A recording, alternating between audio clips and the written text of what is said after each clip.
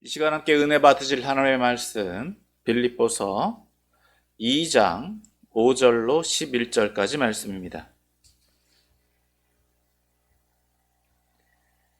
빌립보서 2장 5절로 11절까지 말씀. 다 찾은 줄 알고 제가 말씀 봉독해 올리겠습니다. 너희 안에 이 마음을 품으라. 곧 그리스도 예수의 마음이니 그는 근본 하나님의 본체시나 하나님과 동등됨을 취할 것으로 여기지 아니하시고 오히려 자기를 비워 종의 형체를 가지사 사람들과 같이 되셨고 사람의 모양으로 나타나사 자기를 낮추시고 죽기까지 복종하셨으니 곧 십자가에 죽으심이라. 이러므로 하나님이 그를 지극히 높여 모든 이름 위에 뛰어난 이름을 주사 하늘에 있는 자들과 땅에 있는 자들과 땅 아래에 있는 자들로 모든 무릎을 예수의 이름에 꿇게 하시고 모든 입으로 예수 그리스도를 주라 시인하여 하나님 아버지께 영광을 돌리게 하셨느니라. 아멘. 할렐루야. 오늘로 거룩한 주일 예배 자리에 나오신 여러분을 환영하고 축복합니다. 오늘 이제 빌립보서 말씀 네 번째 시간입니다. 오늘도 함께 말씀을 살펴보므로 은혜를 나누길 소망합니다. 오늘 이제 본문도 빌립보 성도들에 대한 바울의 권면이라고 할 수 있습니다. 오늘 5절은 오늘 읽은 본문의 가장 주된 말씀이죠. 주된 권면이라고 할 수 있고요. 그 이후로 이제 6절에서부터 11절은 이에 대한 설명이자 예라고 할 수 있습니다. 양식적으로는 이 초대교회의 찬송시라고 볼 수 있습니다. 이 본문에 대해서 학자들이 많은 의견들이 있습니다. 일치되지 않은 의견들이 너무 많고 또 본문에 대한 해석들도 굉장히 다양하기 때문에 이것이 어떤 양식이다, 어떤 틀이다 라고 하는 것을 하나로 이제 규정하기는 쉽지 않습니다. 하지만 오늘 저와 여러분들에게 있어서는 그런 양식보다도 이 본문이 말하고자 하는 것이 무엇인가, 이것을 통해서 오늘 저와 여러분들에게 주신 하나님 뜻이 무엇이고 또 이 의미는 무엇인가 정도 이해하고 또 그것을 파악하는 것으로도 충분하다라고 봅니다. 그래서 오늘 본문을 좀 더 살펴보면 6절에서부터 11절은 크게 두 부분으로 나눠 볼 수 있습니다. 먼저 6절에서부터 8절로 나누고 또 9절에서부터 11절로 나눠 볼 수 있는데 6절에서부터 8절은 그리스도의 겸손이다라고 볼 수 있습니다. 그래서 신학적인 용어로는 그리스도의 비하라고 표현을 해요. 또 9절에서 11절은 그리스도를 높이시는 것에 대해서 말씀하고 또 그리스도에 대한 높임을 선포하고 있는데 이것을 신학적 용어로는 그리스도의 승기라고 이야기합니다. 자, 이제 본문의 의미를 살펴보므로 함께 은혜를 나누길 소망합니다. 먼저 5절 말씀 봅니다. 5절 말씀 같이 읽습니다. 시작. 너희 안에 이 마음을 품으라. 곧 그리스도 예수의 마음이니. 앞서 말씀드린 대로 5절은 오늘 오늘 살펴볼 말씀의 가장 주된 말씀, 핵심이다라고 볼 수 있습니다. 바울의 권면인데 내용을 보면 바울이 뭐라고 이야기하고 있느냐, 빌립보 성도들에게 이 마음을 품으라 라고 권면하고 있습니다. 근데 그 바울이 지금 말하고 있는 품어야 될 마음은 곧 그리스도 예수의 마음이다 라는 겁니다. 즉 앞서서 1절에서 4절까지의 말씀, 그리고 1장에서 바울이 빌립보 성도들에게 계속해서 이렇게 말했죠. 화합하고 겸손해서 자기를 돌아보고 또 도움이 필요한 사람들에게 도움을 베풀 수 있는 사람이 되어라. 또 그렇게 권면을 했습니다. 자, 그것의 연장선에서 바울이 또 빌립보 성도들에게 권면하고 있는 것은 행위로서만이 아니라 어떤 자세를 가지고 해야 되느냐라는 것을 말하고 있다라고 볼 수 있죠. 그러니까 그 자세가 어떤 자세냐, 오늘 5절의 말씀이다라고 하는 겁니다. 이 마음을 품고 그러한 실천을 행해라 라는 거죠. 즉 빌립보 성도들이 모범을 삼아야 될 대상, 그리고 빌립보 성도들이 품어야 될 태도나 마음은 곧 그리스도 예수다. 즉 예수님을 본받고 예수 그리스도의 마음을 본받아야 된다라는 것입니다. 다시 말해서 5절은 이제 2절에서부터 4절에서 말하고 있는 실천 행동의 태도라고 말할 수 있는 것이죠. 그것을 6절에서부터 8절은 보다 구체적으로 설명을 해주고 있다라고 볼 수 있는 겁니다. 그리고 그 결과가 무엇이냐? 바로 9절에서부터 11절에 나타나고 있다는 것입니다. 그래서 정리를 하면 5절은 이 빌립보 성도들에게 주는 권면으로 하나님의 뜻에 대해서 그리스도가 취하신 태도가 무엇인지, 또 그리스도가 취하신 자세가 무엇인지, 또 그것을 오늘 빌립보 성도들은 어떻게 받아들여야 되는지에 대해서 말하고 있다는 것입니다. 자, 이제 두 번째로 6절에서부터 8절 말씀을 봅니다. 6절에서부터 8절 같이 읽습니다. 시작. 그는 근본 하나님의 본체시나 하나님과 동등됨을 취할 것으로 여기지 아니하시고 오히려 자기를 비워 종의 형체를 가지사 사람들과 같이 되셨고 사람의 모양으로 나타나사 자기를 낮추시고 죽기까지 복종하셨으니 곧 십자가에 죽으심이라.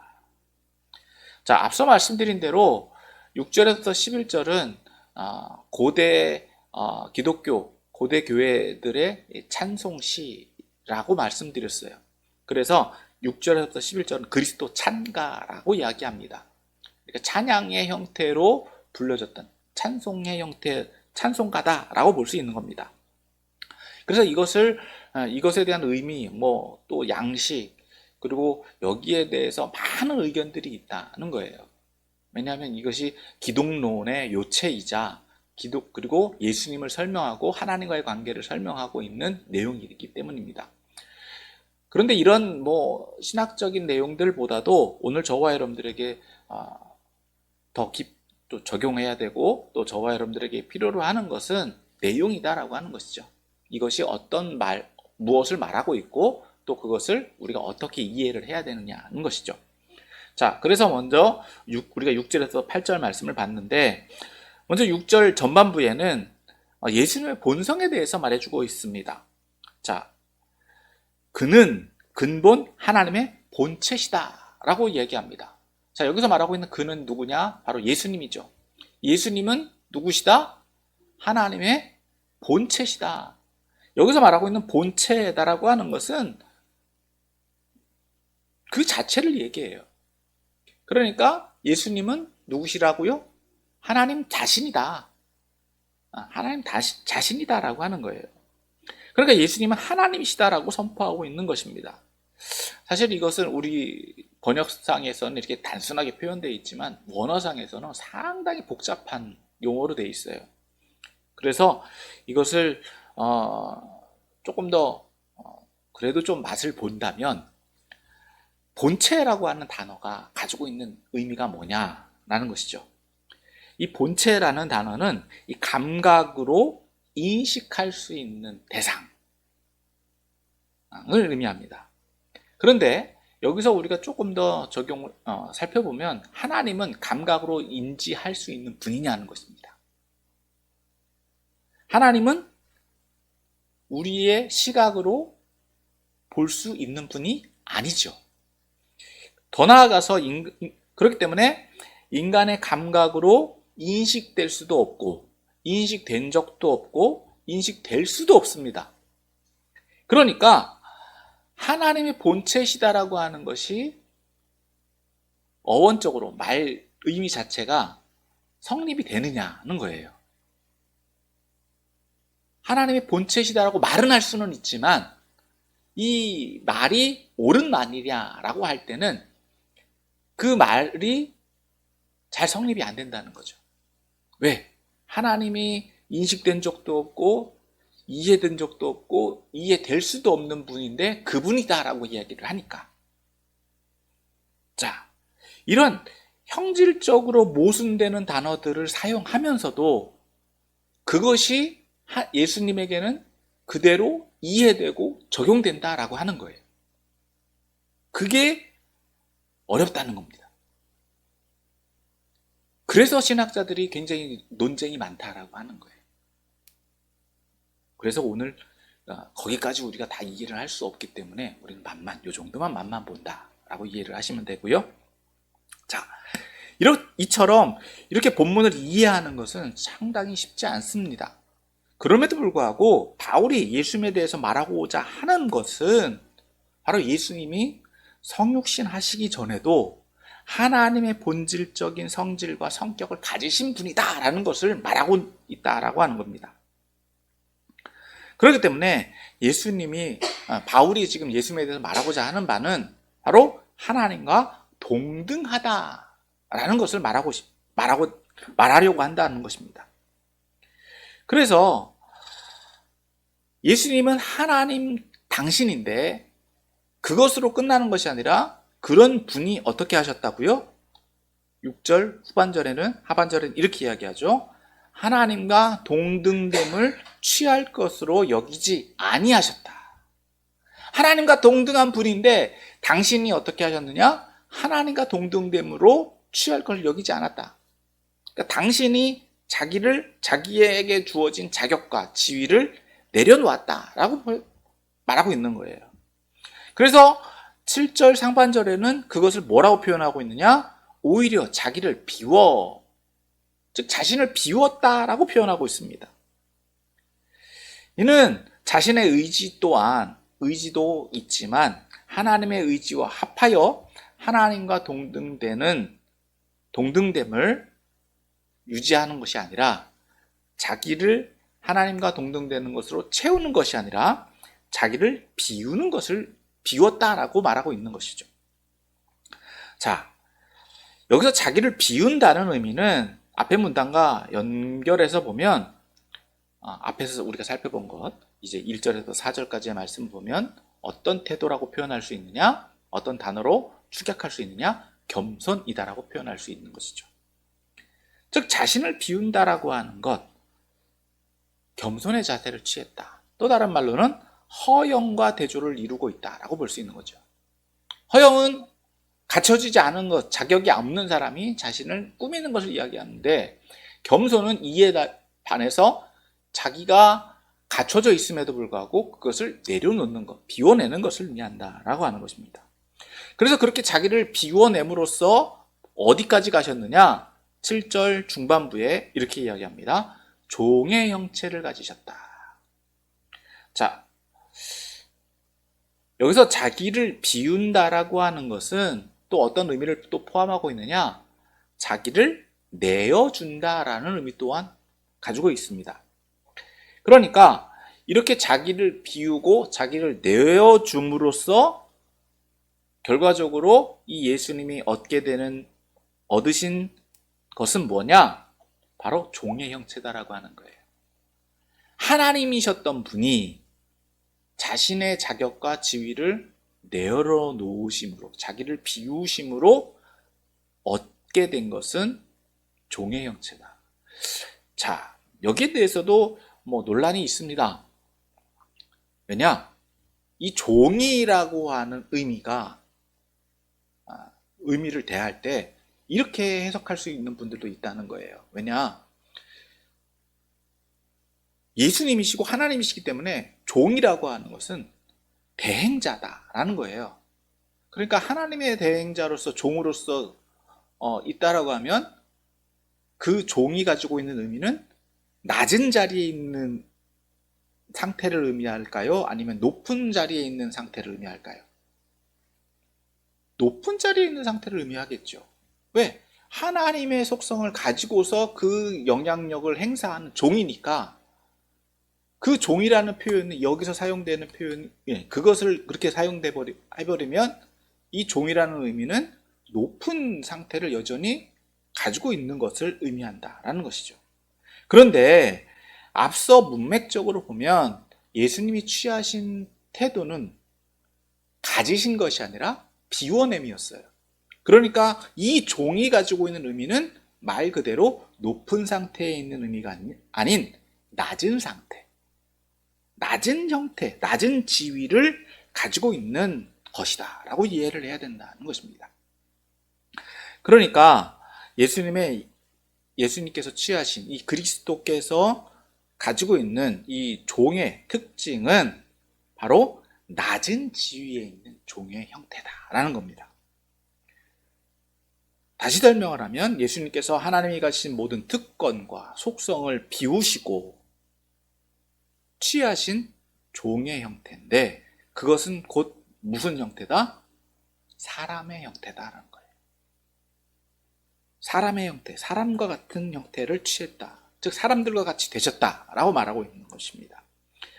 그러니까 이것을 좀 더 문맥적으로 좀 설명을 해보면 사람과 같은 인생을 살게 되셨다라고 하는 거예요. 그럼 사람과 같이 되셨다라고 하는 것이 뭐냐? 뭐라고 설명할 수 있느냐? 말 그대로 인생이 겪게 되는, 사람들이 겪을 수 있는 희노애락, 심지어 어디까지? 죽음까지도 겪게 되는 동일한 인생인들이 겪는 모든 것들을 겪는 일반인, 자연인, 사람이다라고 볼 수 있는 겁니다. 그렇다고 해서 여기서 조심해야 되는 게 뭐냐? 그럼 이 예수님에게서 신성이 배제되었느냐?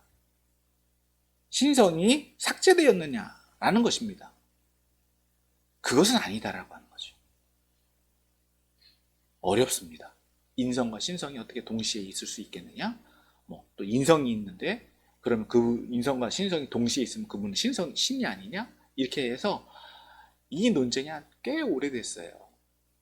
초대교회에서부터 이것을 정리하는데 한 몇백 년이 들어가요. 신학적 논쟁이. 자, 우리는 그냥 어떻게 이해를 하면 된다? 예수님이 인간이 되셨고 그 안에 신성이 여전히 존재하신다. 좀 죄송한 표현입니다만 주입식이에요. 이렇게 정리를 해야 돼요. 네, 이게 왜 그런지 또 어쩐지 이건 신학자들이 설명을 해야 되는 거고, 네, 대신 저와 여러분들은 그렇다라고 믿음으로 받아들이시는 정도로 이해를 하시면 될 것 같다. 네, 그렇게 정리를 해드리고요. 그래서 그분이 어떻게 하셨느냐? 8절에 네, 이렇게 표현합니다. 사람의 모양으로 나타나사 자기를 낮추시고 죽기까지 복종하셨으니 곧 십자가에 죽으십니다. 결과적으로 사람의 인생, 사람과 같은 삶을 살도록 되셨으니까 어떻게 되셨다고요? 사람으로 나타나셨다는 거죠. 사람의 모양으로 나타나셨다. 즉 성육신 하셨다는 거예요. 그런데 사람으로 나타나신 그분이 여전히 신성이 있다라고 하더라도 어떻게 하셨다고요? 그래도 자기를 높이신 것이 아니라 자기를 낮추셨다라고 말합니다.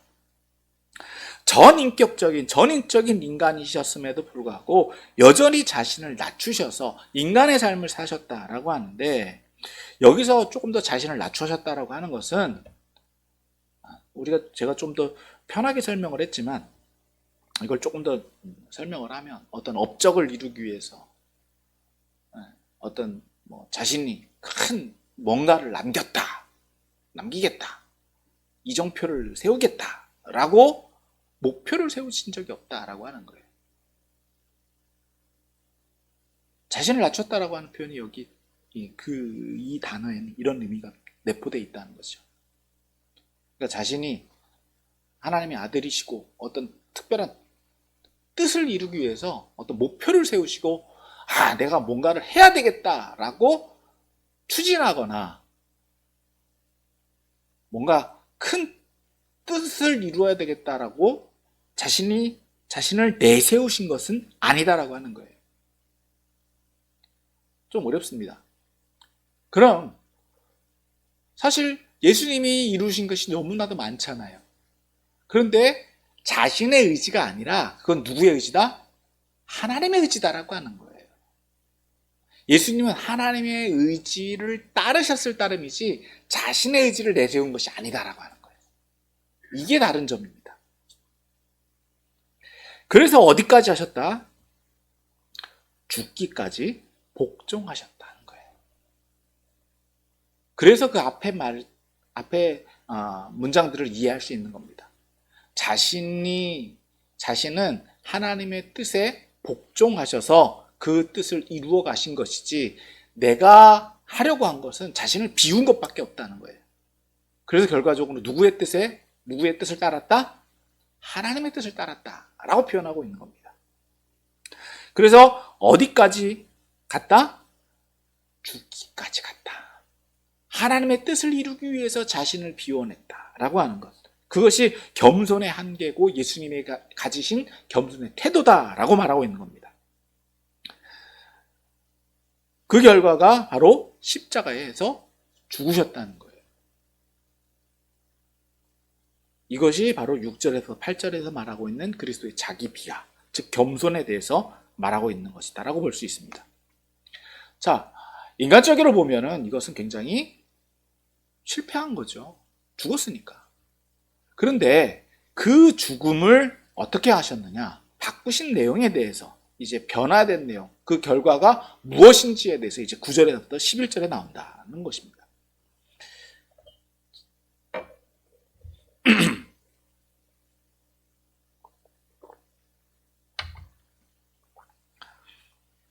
이제 9절에부터 11절 말씀 또 봅니다. 같이 읽겠습니다. 시작. 이러므로 하나님이 그를 지극히 높여 모든 이름 위에 뛰어난 이름을 주사 하늘에 있는 자들과 땅에 있는 자들과 땅 아래에 있는 자들로 모든 무릎을 예수의 이름에 꿇게 하시고 모든 입으로 예수 그리스도를 주라 시인하여 하나님 아버지께 영광을 돌리게 하셨느니라. 아멘. 자, 9절에서 11절은 앞에 6절에서 8절과 대조를 이룬다고 볼 수 있어요. 6절에서 8절은 예수님이 주체였습니다. 예수님이 하신 것이 뭐냐? 자신을 비우신 거고 종의 형체를 입으셔서 사람으로 나타나셔서 결과적으로는 어떻게 하셨다고요? 십자가에 죽으셨다. 그게 예수님이 하신 일이다라고 하는 거예요. 자, 그런데 9절에서부터 11절은 누가 주체다? 하나님이에요. 그렇게 죽으신 분을 이제 하나님이 어떻게 하셨느냐는 것이죠. 자,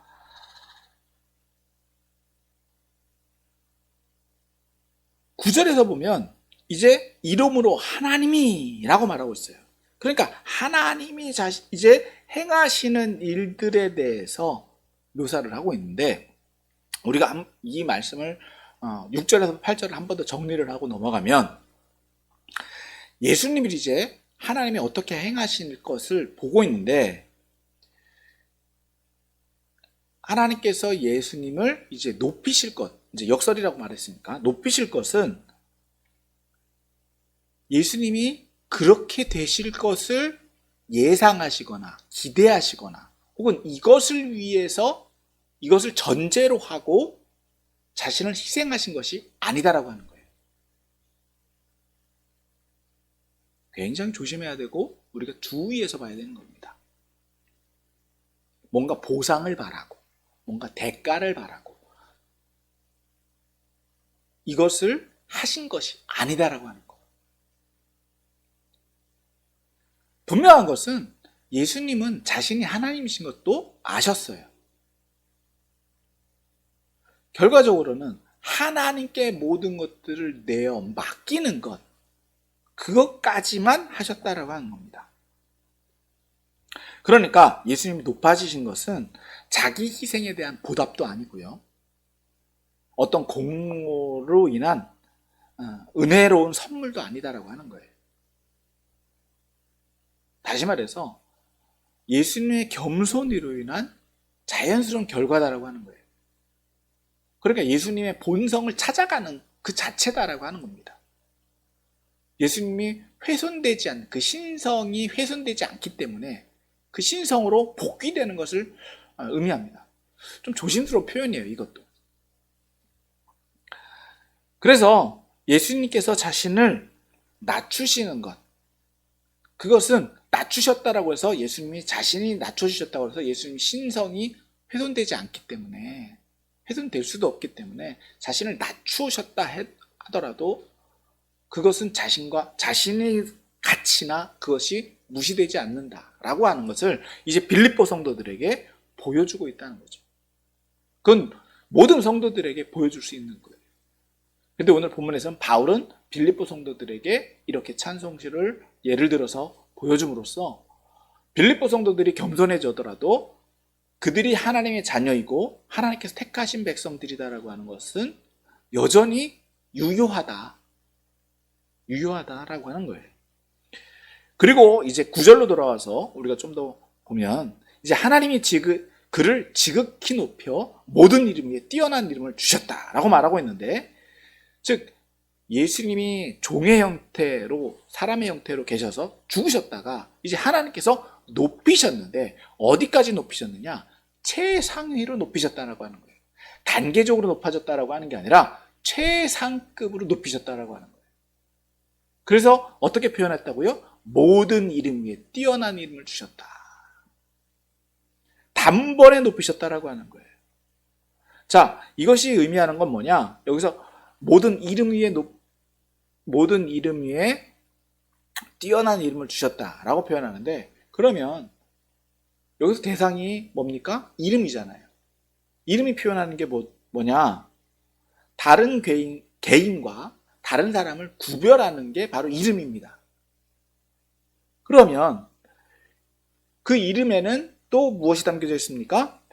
개인의 본성과 또 성격과 신분이 그 이름에 담겨져 있습니다.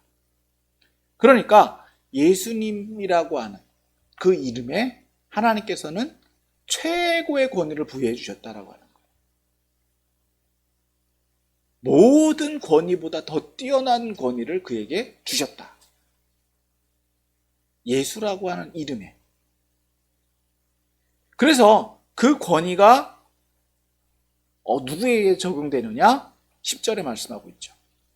10절에 보면, 자, 제가 읽어드리겠습니다. 하늘에 있는 자들과 땅에 있는 자들과 땅 아래 있는 자들로 모든 무릎을 예수의 이름에 꿇게 하시고. 여기서도 굉장히 학자들마다 논쟁이 많아요. 이 대상이 누구냐라고 해서 영성, 또 영계를 의미하고 또 인간계를 의미하고 또 죽은 사람들까지도 의미한다라고 해서 신학적인 논쟁이 많은데, 이런 논쟁들은 좀 우리가 적용하기 어렵기 때문에 이걸 한마디로 축약한다면 뭐라고 표현할 수 있느냐? 모든 피조물들이다 라고 표현할 수 있어요. 살았던 사람이든 살 사람이든 앞으로 올 사람이든 모든 인생들, 모든 피조물들 위에 가장 높은 대상이다라고 말하고 있고, 여기서 그 대상들에게 어떻게 하라고 말하고 있느냐? 모든 무릎을 예수의 이름에 꿇게 한다. 여기서 무릎을 꿇는다라고 하는 거는요, 경배를 의미해요. 그 상대방을 높이는 것을 의미해요. 그리고 왕으로 인정됨을 의미합니다. 그러니까 지금 예수님을 가장 높은 대상으로 높이셨고 가장 높은 존귀한 존재인데, 이제 그분을 뭐라고 부르도록 이야기하고 있느냐? 11절에서 모든 입으로 예수 그리스도를 주라 시인하여. 자, 이제 예수님이 무엇이 되셨다고요? 주라는 거예요. 여기서 주라는 것은 영어로 써야지 좀 더 우리가 표현하는데, 여기서 이제 한자로 말하면 주인이라는 뜻이에요. 주인. 모든 것을 책임지고 있는 사람, 주권자, 왕, 통치자. 결과적으로는 어떤 의미를 포함하고 있느냐? 하나님과 같은 의미. 하나님이시다라고. 그러니까 예수님이라고 하는 그 이름 위에 어떤 의미를 더 부여해 주셨느냐? 하나님이라는 의미를 부여해 주셨다라고 하는 거예요. 그러니까 예수님을 경배하고 예수님을 높이게 되면 결과적으로는 누가 영광을 받으시는 게 되는 것입니까? 하나님이 영광을 받으신다. 즉 예수님이 하나님과 같은 존재가 되었기 때문에, 하나님과 같은 존재로 인정되고 있기 때문에, 이제 예수님을 인정하는 것, 예수님을 경배하는 것, 예수님을 높여드리는 것은 누가 영광을 받으시고 누가 인정받으시는 거다? 하나님이 인정받으시는 거다. 그래서 이렇게 표현하는 겁니다. 하나님 아버지께 영광을 돌리게 하셨다. 그러니까 모든 이름 위에, 하나님께서 예수님에게 모든 이름 위에 뛰어난 이름을 주셨고, 모든 피조물들로 경배를 받도록 하셨고, 모든 입으로 예수가 하나님이심을 시인, 또는 선포하도록 하셨기 때문에, 그러니까 예수님을 높이게 되면 다시 한번 강조를 합니다만 누가?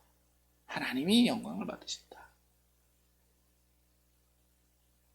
그래서 예수님이 하나님이시다라고 하는 걸 선포하는 것이 굉장히 중요한 겁니다.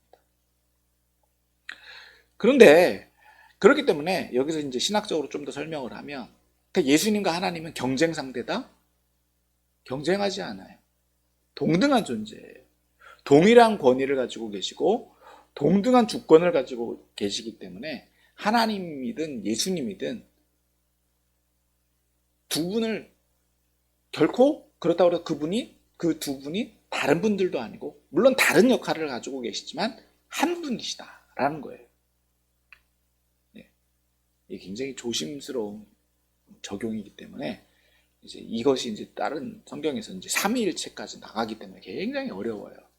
어려운 이해고 어려운 본문이기 때문에 잘못 설명하면은요 굉장히 조금 논란의 여지가 많아요.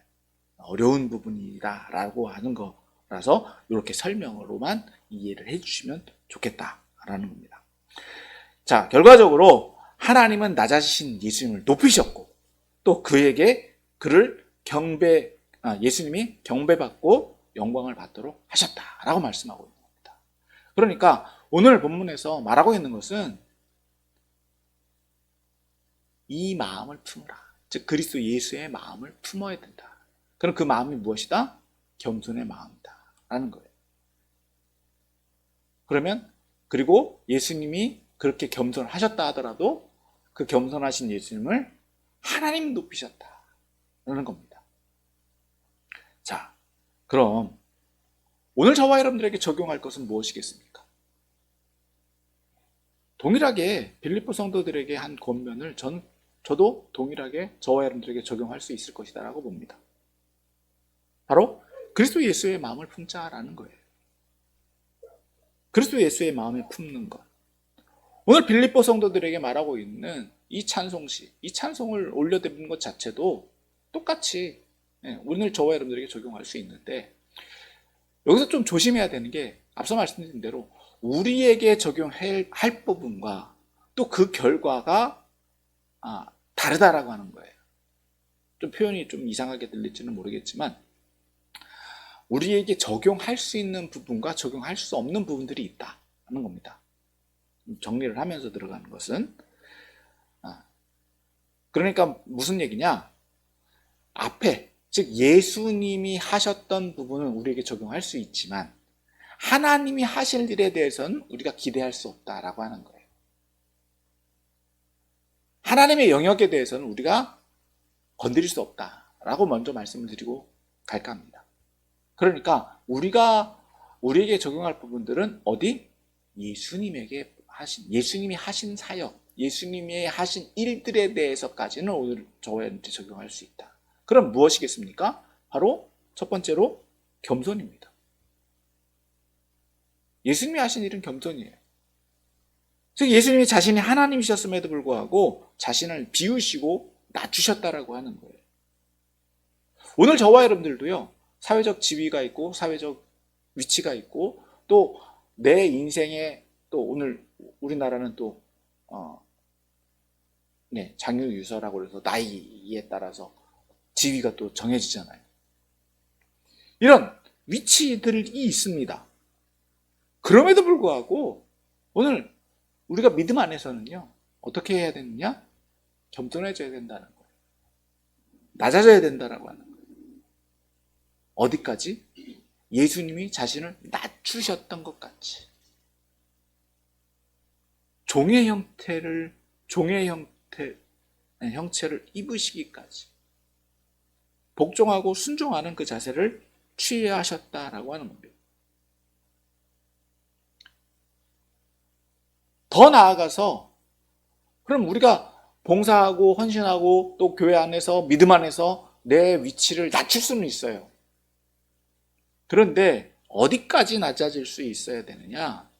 내 자존심까지 내려놓을 수 있어요. 굉장히 어려운 부분이죠.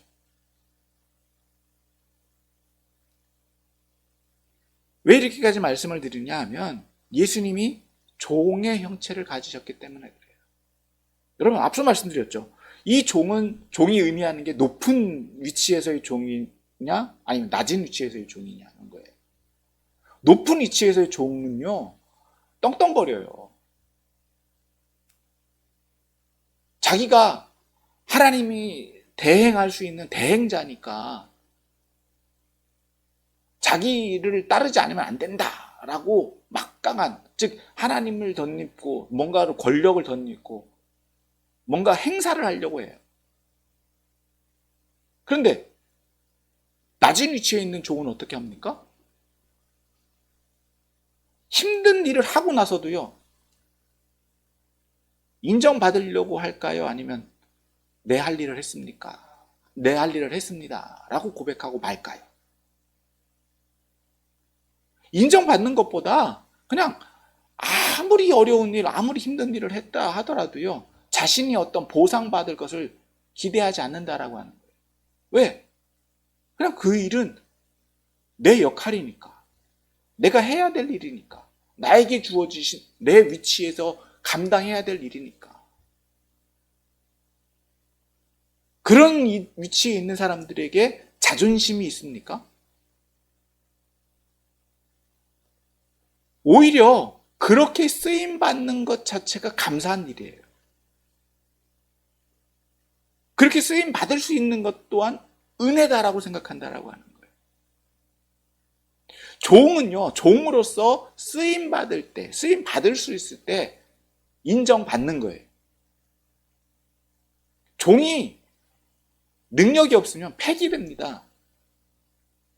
가치가 없기 때문에 쓰임받지 못해요. 종은 능력이 있다라고 하는 건 쓰임받는 것 자체가 능력이 있다라고 하는 거예요. 대신 인정받지 못하죠. 그런데 인정받는 것은 쓰임받는 것으로서 인정받는다. 이것을 오늘 저와 여러분들께 동일하게 적용해 보면 과연 내가 종의 자세를 취하고 있는데 어떤 종의 자세를 취하고 있느냐는 거예요. 종은 종인데 높은 위치에서 내가 하나님 사명 받았고 내 능력이 있고 은사 있고 그러니까 나를 따르라. 하나님이 나에게 이런 일을 하라고 하셨습니다. 일은 잘해요. 근데 나도 대우해 주세요. 우리가 그렇게 나의 자존심을 세우려고 하고 있지는 않느냐. 근데 예수님은 어떻게 하셨다고요? 많은 사람을 치료하시고 많은 사람들에게 은혜를 베푸셨음에도 불구하고요, 인정받지 못하셨어요. 가족들에게도 인정받지 못하셨고요. 제 따르는 제자들도 번번이 예수님을 인정하지 못할 때가 있었습니다. 하지만 예수님은 자신이 무엇을 해야 되는지 분명히 알고 계셨습니다. 그 결과가 뭐였습니까? 바로 십자가였다라고 하는 거예요. 그것이 하나님의 뜻을 이루어가는 것이었다라고 하는 거예요. 그러니까 하나님의 뜻을 이루어가는 데 있어서는요, 여러분 우리가 조심해야 되는 게 내가 가지고 있는 자존심이, 나의 아집이, 나의 고집이 되어서는 안 된다는 거예요. 이해도 안 될 수도 있고요. 정말 황당한 일이 우리에게 부여될 수도 있어요. 그런데 시키시는 분의 지혜와 일하는 사람의 지혜는요, 분명히 다릅니다. 달라요. 사명을 주시는 분의 지혜를 우리가 뛰어넘을 수는 없어요. 그런데 종종 우리는 우리 스스로가 그 지혜를 넘어서려고 할 때가 있다는 거예요. 물론 이해하려고 하는 태도는 좋아요. 더 일을 잘하기 위해서. 그런데 그것을 평가하고 판단하는 데까지 가서는 조심해야 된다. 그렇기 때문에 오늘 우리가 겸손의 자세를 취하는 것, 그리고 예수님의 마음을 품는 것은 굉장히 감사한 일이고 우리가 취해야 되는 일이다라고 하는 것입니다. 그리고 하나님의 뜻을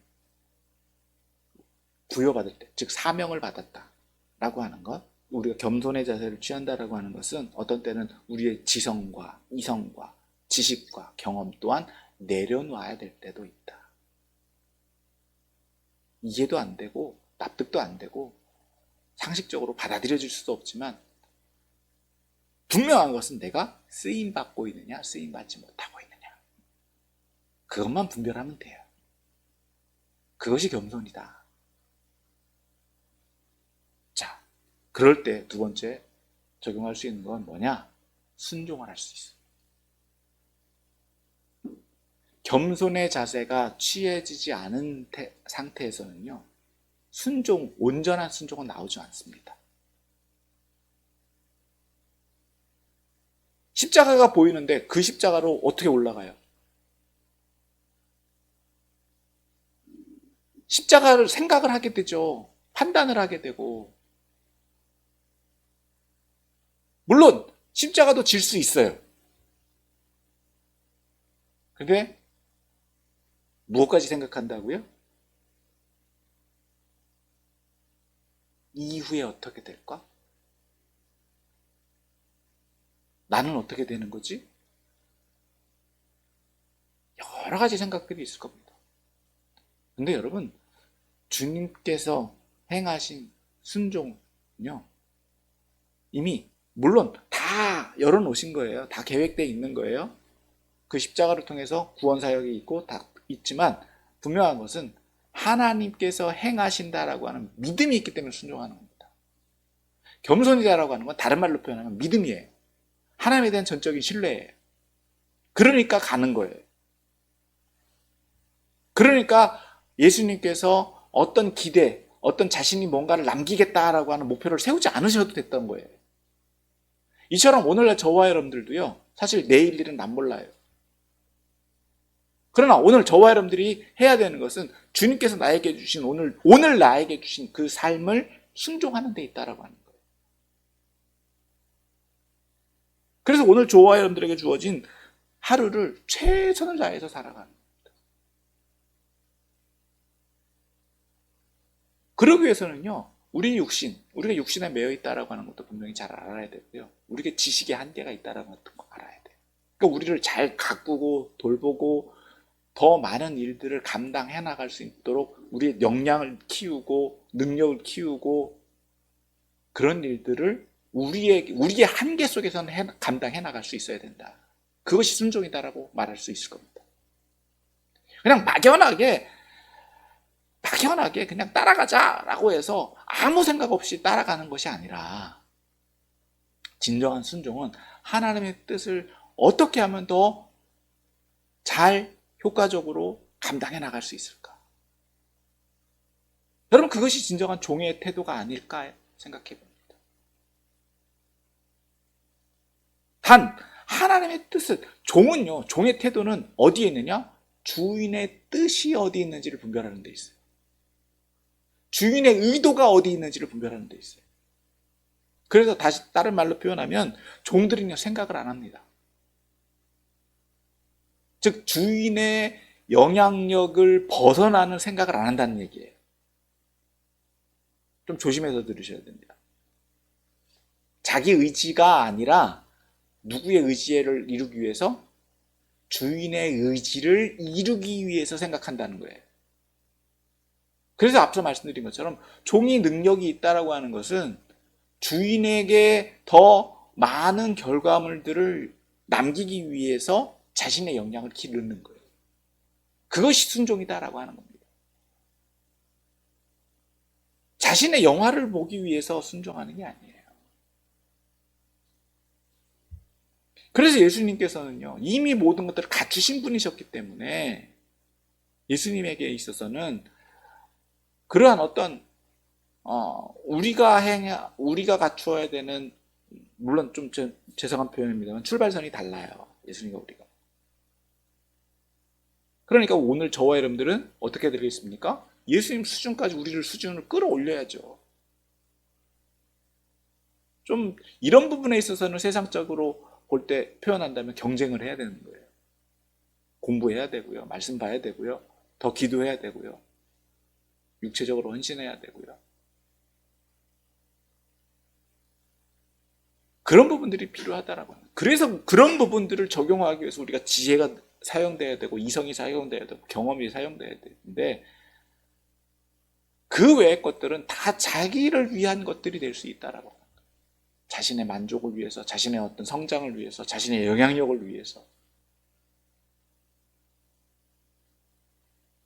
과연 나의 지금 노력과 나의 헌신이 내가 지금 추구하고 있는 것들이 순종을 위한 것인지 나의 영향력을 위한 것인지를 우리가 분별할 수 있어야 될 줄 믿습니다. 그러한 순종을 하다 보면은요, 우리가 어떤 고난이 오더라도, 환란이 오더라도 감당할 수 있게 되는 거예요. 왜? 나에게 사명이 있으니까. 그 사명을 위해서 순종하는 거니까. 또 앞서 말씀드린 것처럼 종은 보상을 바랍니까? 바라지 않습니까? 보상에 대해서는 기대하지 않아요. 주어진 내가 쓰임 받는 것, 순종하고 있는 그 자체로 보상이에요.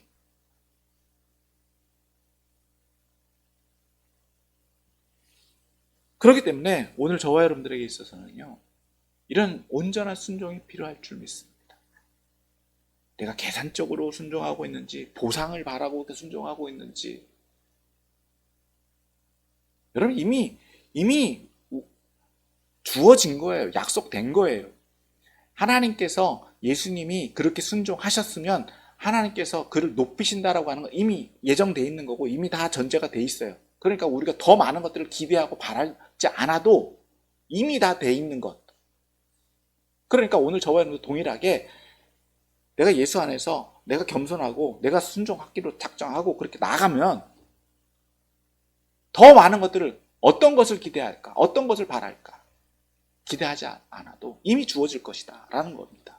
어떤 분들은요, 좀 저는 이런 표현들을 되게 좀 죄송한 표현입니다만 싫어해요. 천국에서 더 큰 집에 살고 또 작은 집에 살고 정말 저는 이해가 안 가요. 좀 죄송합니다. 네. 그러면 여기 이 세상하고 천국하고 무슨 차이가 있어요? 그렇지 않아요? 무슨 3층 집, 빌라에 살고 맨션에 살고 아파트 살고 좀 성경에 안 나오는 얘기니까 좀 죄송합니다만 천국 가기 위해서 하나님 나라 가기 위해서 헌신하고 봉사하고 좀 조심스러운 표현입니다. 좀 잠깐 옆길로 샜는데 조심스러운 거는 오늘 저와 여러분들이 그렇게 쓰임받는 이미 우리가 예수님을 믿기로 작정했다, 헌신하기로 했다. 그럼 우리는 이미 하나님 자녀예요. 그래서 천국 하나님 나라 가는 건 당연한 거예요. 그럼 그대로 살면 되는 거예요. 그래서 오늘 말씀을 정리하면 어떻게 살 거냐는 겁니다. 어떤 태도를 가지고 살 거냐는 거예요. 그래서 바울은 이제 앞으로도 이제 얘기를 합니다만, 할 겁니다만, 하나님께 택함 받고 쓰임 받는 것이 나는 영광이다. 그러면 되는 거예요. 그래서 예수님이 주인이시다. 그럼 예수님을 경배하고 높이면 되는 거예요. 어떤 목사님 뛰어나고 우리 교회 큰 교회다. 여러분 그거 중요하지 않아요. 내가 예수님을 온전히 높이고 있는지가 더 중요한 겁니다. 그래서 영광을 돌리고 있느냐. 자, 오늘 말씀 정리합니다. 오늘 바울은 빌립보 성도들에게 그리스도의 마음을 품으라고 선언하고 있습니다. 겸손하면 됩니다. 그리고 예수님이 십자가에 죽으신 것처럼 온전히 순종하면 됩니다. 좀 죄송한 표현입니다만 그로 인한 보상이나 그로 인한 어떤 혜택은요 이미 다 치루어질 거예요. 우리가 계산하지 않아도 돼요. 이미 하나님께서 갚아주실 것이고 예비해 놓으실 것이고 우리가 그것을 기대하지 않아도 그러한 것들을 추구하지 않아도 우리에게 주어진 사명이 무엇인지 분별하고 그대로만 살아가면 된다. 그것이 예수님이 이 땅 가운데서 행하신 일이고 우리가 예수님을 따라가는 삶이다 라는 것을 믿으시고, 그래서 우리가 하나님께 온전히 쓰임 받음으로 복음에 합당한 생활을 해서 많은 사람들에게 또 그리스도의 사랑을 나타내고 또 하나님께 영광을 돌림으로 그런 삶을 살아가는 저와 여러분들 다 되시기를 예수님의 이름으로 축원합니다.